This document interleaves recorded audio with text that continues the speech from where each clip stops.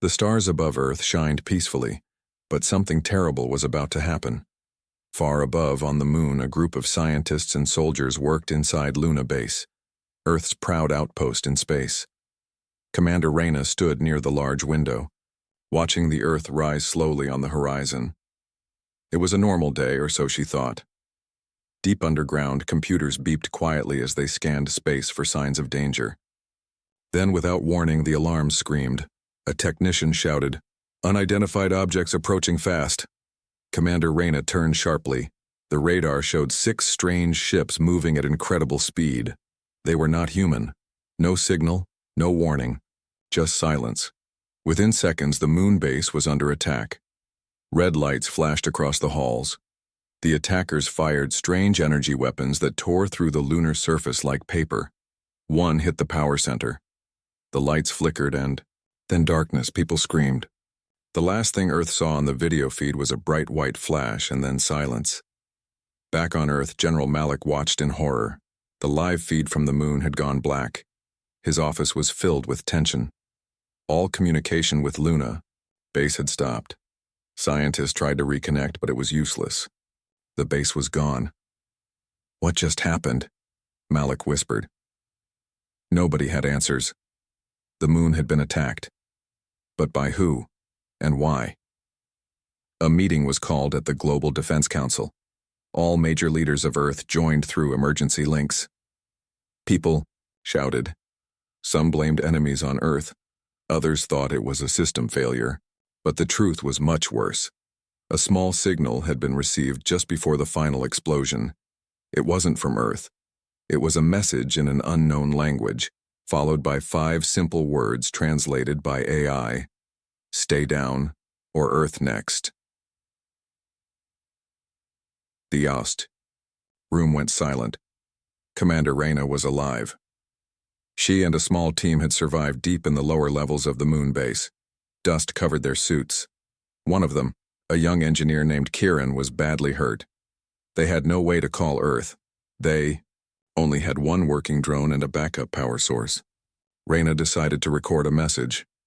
Her voice was tired but strong. "This is Commander Reyna. Luna Base has been attacked by an unknown force. We are low on oxygen. We need help.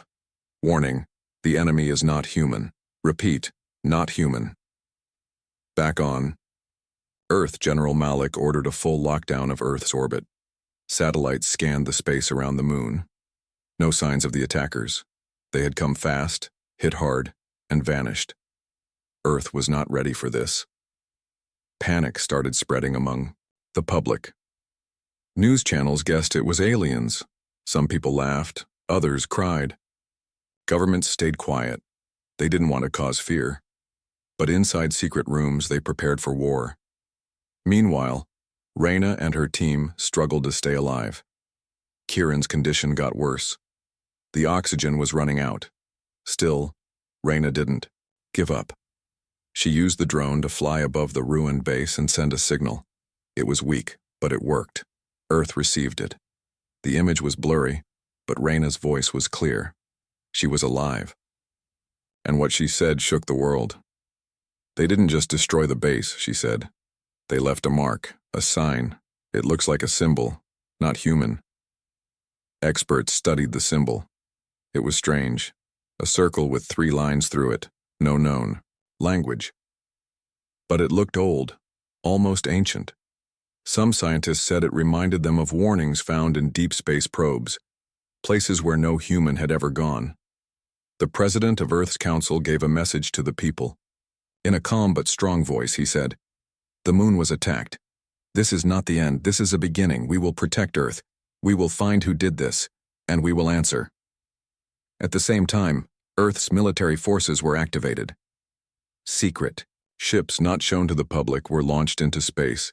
Satellites with weapons turned toward the stars. The world was getting ready, not for peace, but for something they never expected. The final scene showed the moon, dark and broken. Pieces of the base floated in slow motion. Then, from the shadows, a strange metal object slowly moved. It had blinking red lights. It wasn't human. It had been left behind. Watching.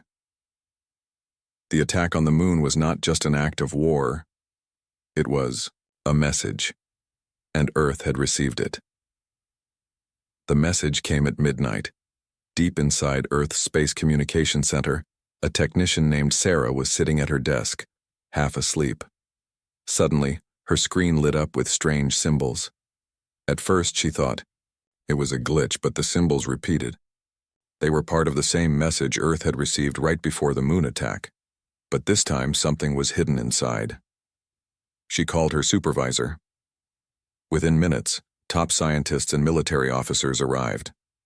Dr. Elena, a language expert from South America, was brought in to study the signal. She stared at the screen, eyes wide. "This isn't just a threat," she said. "It's a warning." The strange alien message had layers, like a puzzle. The top layer said, "Stay down," or "Earth next." But inside, in a hidden pattern of sounds and numbers, was another message. "Run. We couldn't stop them." Everyone in the room froze. "Who sent this?" General Malik asked. Dr. Elena looked nervous. "Not the attackers. Someone else. Another species. Maybe victims." Now Earth faced a new fear. If these attackers, whoever they were being run from by other aliens, then what kind of monsters were they?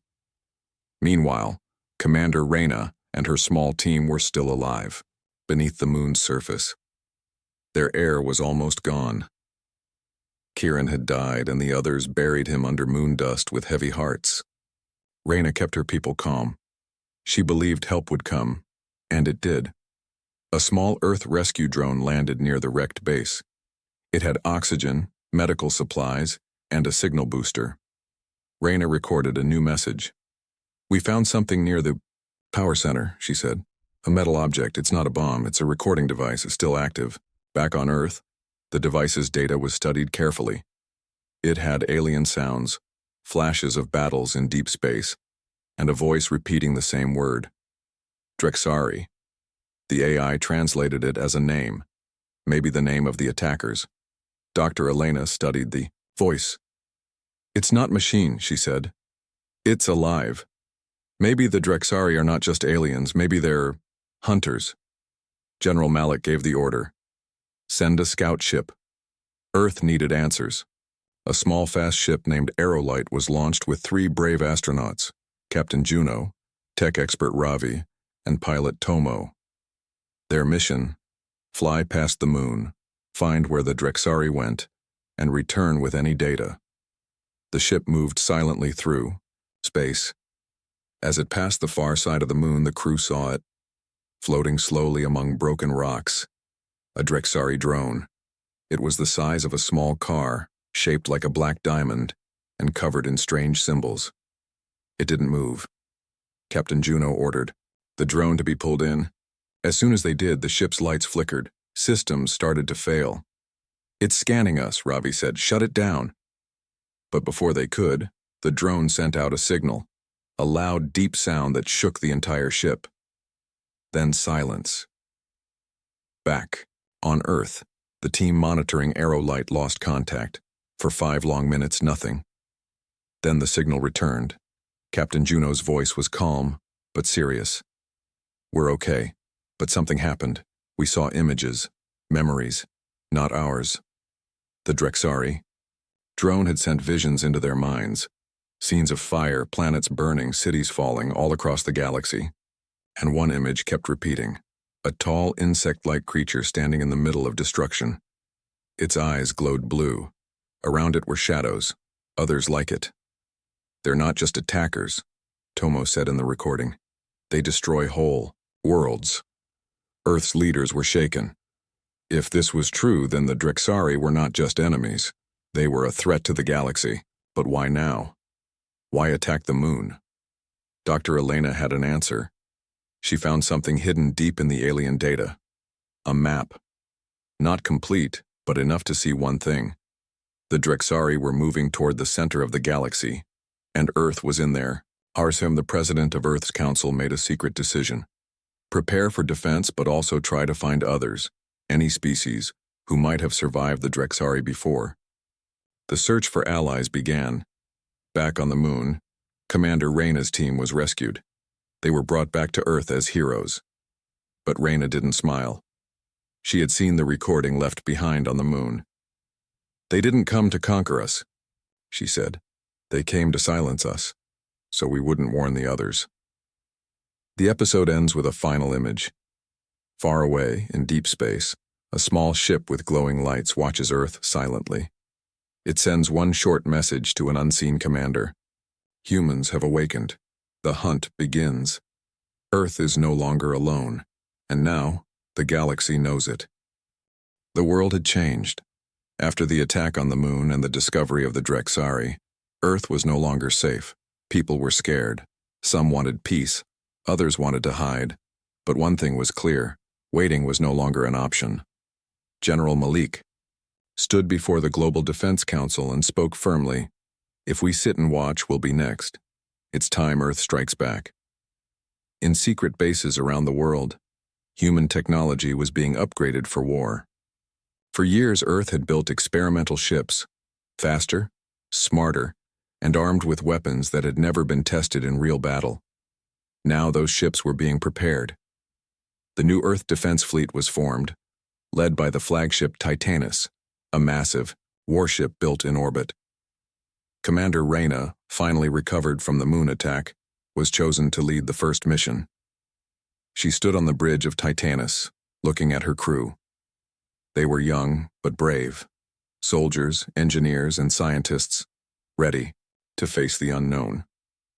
"We're not just fighting for Earth," she said.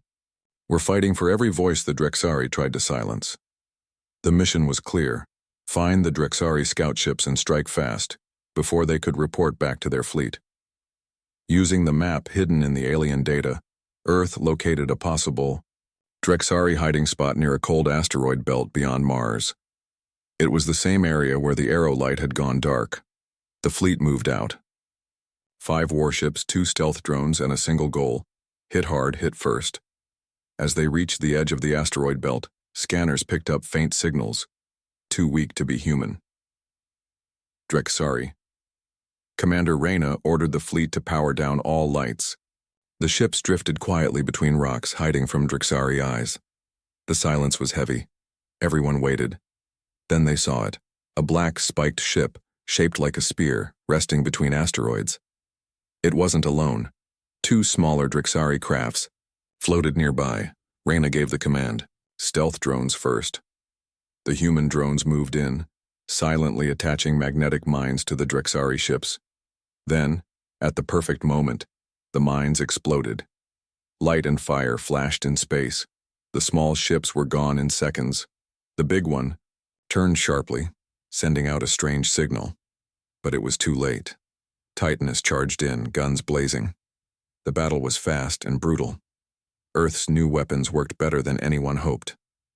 Plasma beams cut through the alien hull. Railguns pierced Drexari armor. But the enemy fought back. One Earthship was hit badly. Captain Lee, instead of retreating, rammed her ship into the Drexari cruiser. The explosion lit up space like a star. Commander Reyna watched from her command chair. "She saved us all," she whispered. After the battle, Earth's fleet collected pieces of the Drexari wreckage. Inside they found strange crystals, power sources unknown to human science. They also found something else, a black box, similar to a flight recorder. When decoded, it showed a star chart with dozens of red dots. Each dot was a planet and most were crossed out, destroyed. Only a few were not marked.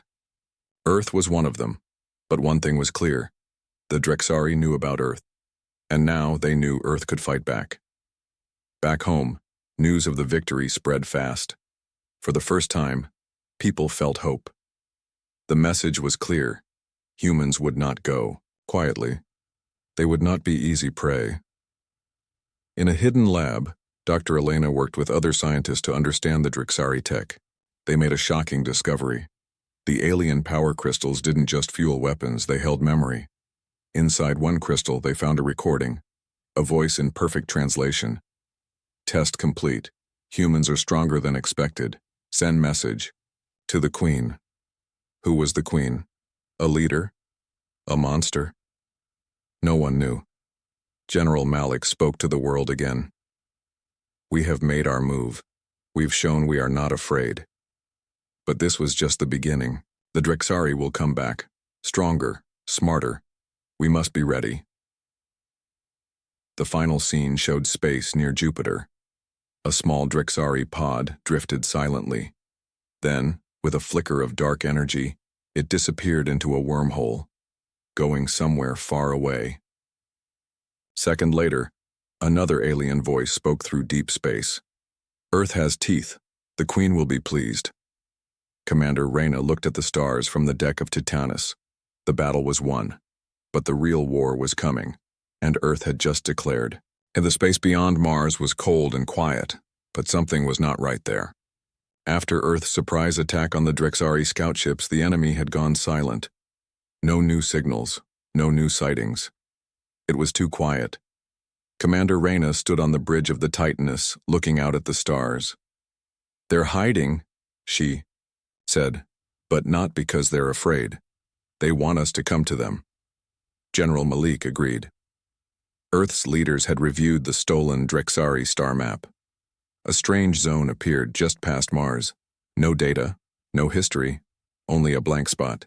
That was where the Drexari were now. Waiting. The Global Defense Council gave the order. Investigate the dark zone. A new mission was launched, Operation Shadowlight. 5 ships were sent, led again by Commander Reyna. Among the fleet was the BIME, Vanguard, piloted by Captain Idris, a calm and sharp leader who had faced death before. As the ships approached the strange zone, strange things began to happen. Systems glitched, lights flickered. One ship lost its navigation for 30 seconds. Magnetic interference? Asked Ravi, the tech expert. But there were no solar storms, no gravity fields, just emptiness. Then came the signal. It wasn't Drexari, it was a mechanical voice, cold, repeating one line. You are not authorized to enter. Then silence. Reyna ordered the fleet to stop.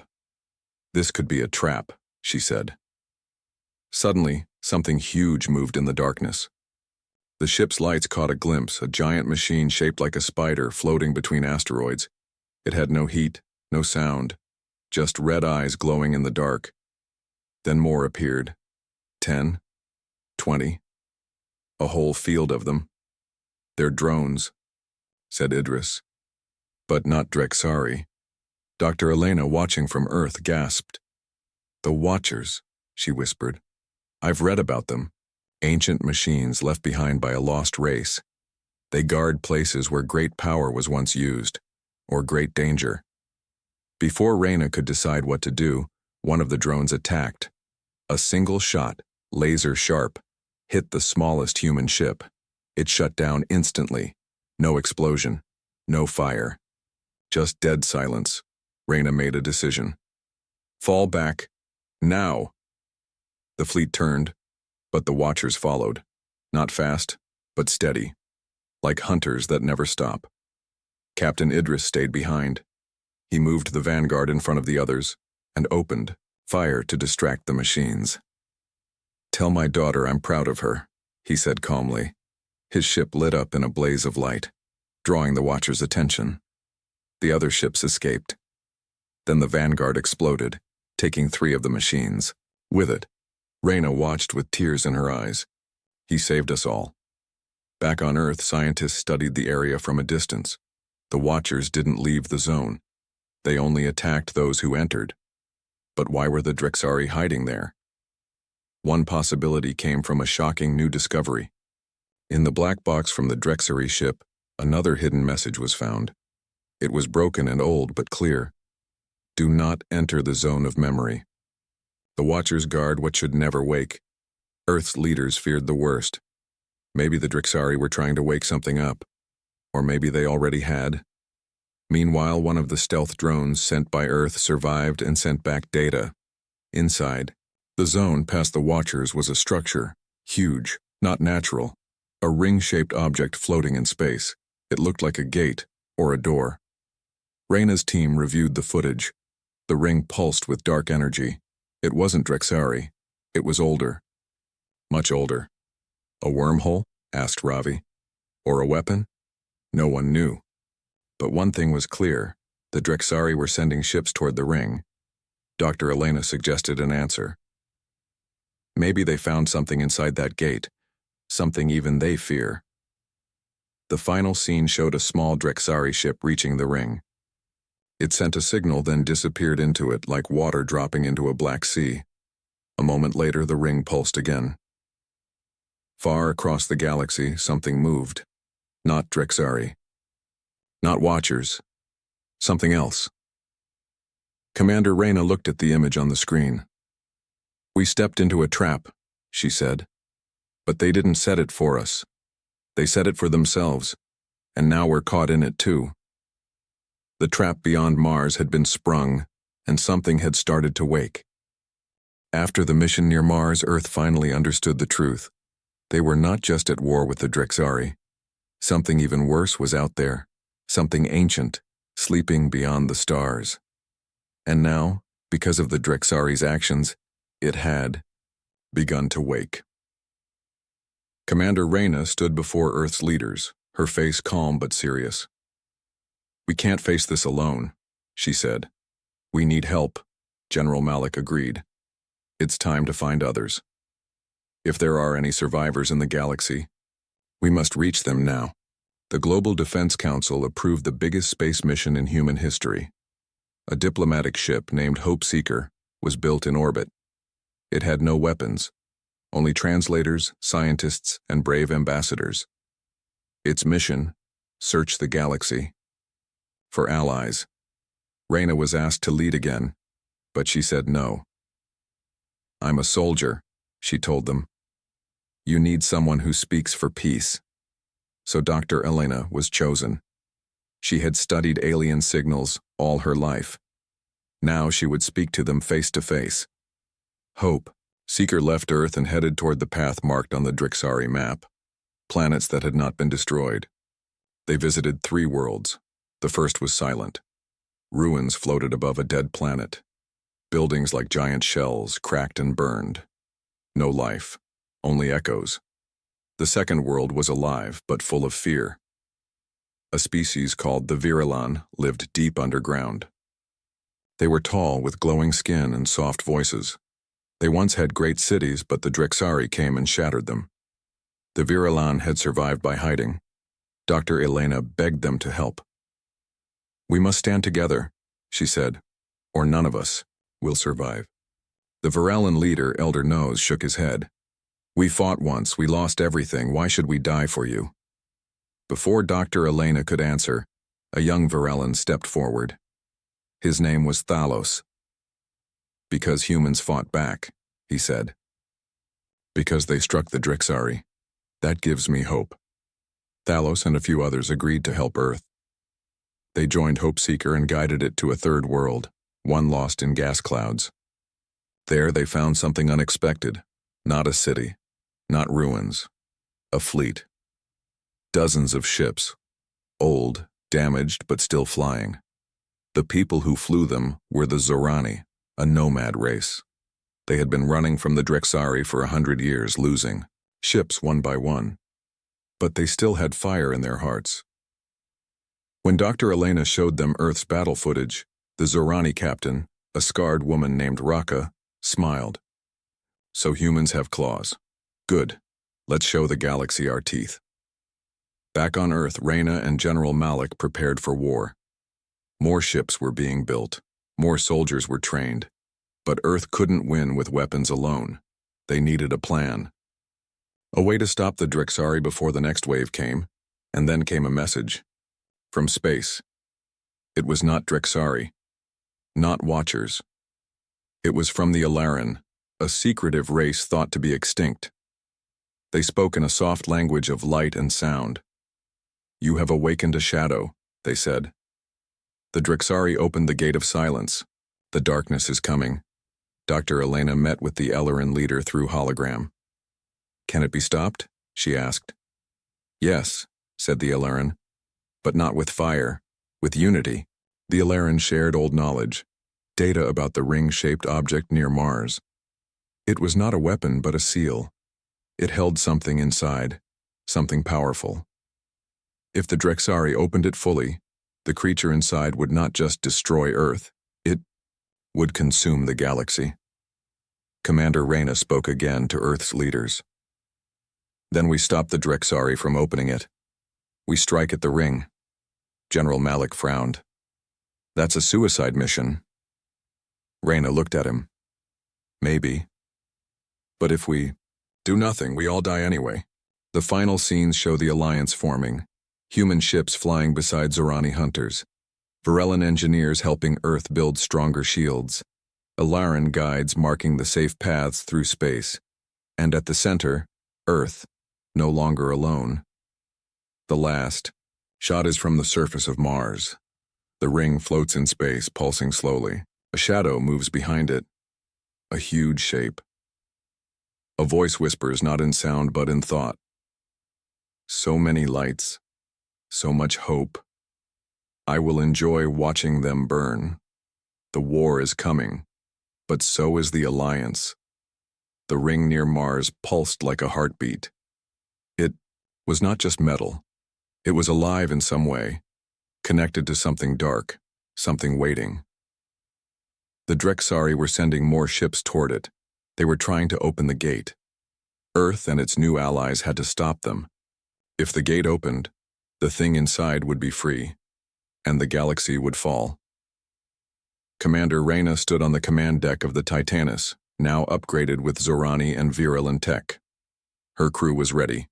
Behind her, the Allied fleet waited in silence. Human warships, Zorani hunters, Virulent shield ships, even a few Ellerin drones floated quietly, glowing with soft blue light. This was no longer just Earth's fight. It was the galaxy's last stand. Dr. Elena spoke to the fleet through a live broadcast.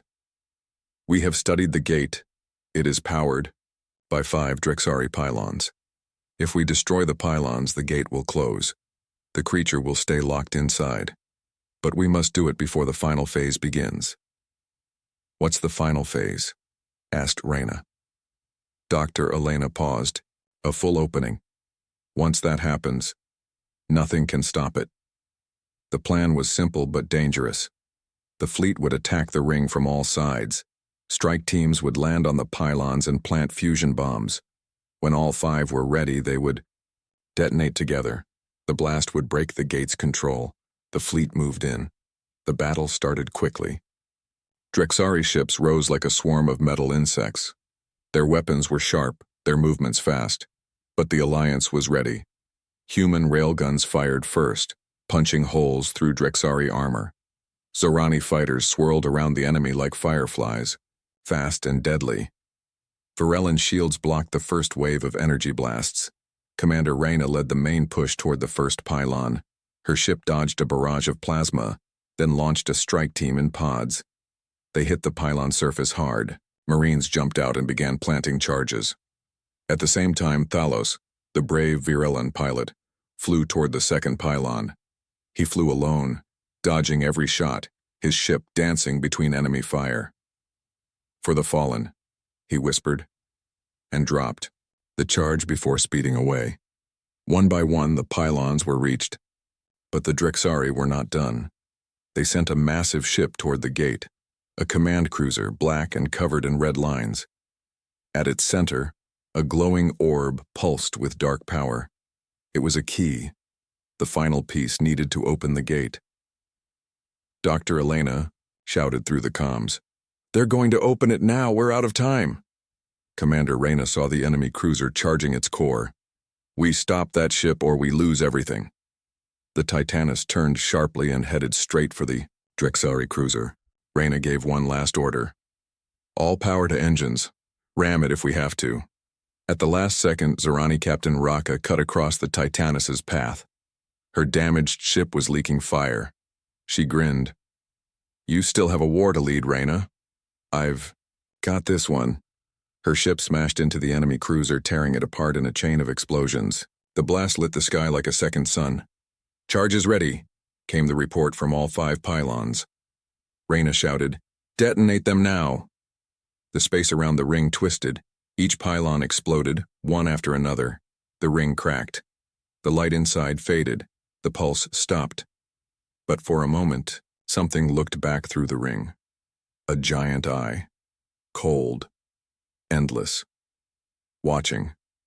Then the gate collapsed in on itself and vanished. Space was quiet again. The battle was over. The fleet gathered what was left of their ships. Many were damaged. Some had fallen. But they had won. The gate was sealed. The creature inside would sleep again, for now. Back on Earth, people cheered. Lights filled the skies. A moment of peace returned. Dr. Elena stood beside Reyna, watching the stars. "We did it," she said. Reyna nodded slowly. "Yes.